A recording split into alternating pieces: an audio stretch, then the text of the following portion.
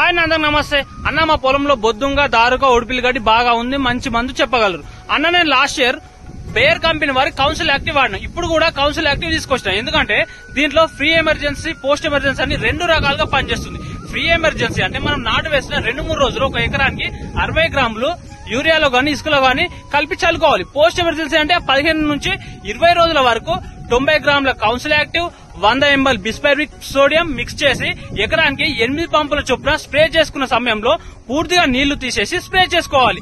Spray చేసిన 2 రోజులకు నీళ్లు పెట్టుకోవాలి. దీనివల్ల బొద్దుంగా, కదురుగా, ఒడిపిలే కాకుండా నీటి తుంగ, గుర్రపు డెక్క, పొనుగంటి కూర, నేల ఉసిరి, పిల్లి అడుగు, నక్షత్రపు గడ్డితో పాటు అన్ని రకాల గడ్డి జాతులను వారం రోజులలోపు పూర్తిగా నివారిస్తుంది అన్న. ఇంకోటి, కౌన్సిల్ యాక్టివ్ వాడడం వల్ల గడ్డి కుళ్ళిపోయి నేలను గుల్లబారేటట్టు చేస్తుంది. కానీ కొన్ని వేరే గడ్డి మందులు స్ప్రే చేస్తే చేను ఎర్రబడి 2-3 రోజులు గ్రోత్ ని ఆపేస్తుంది.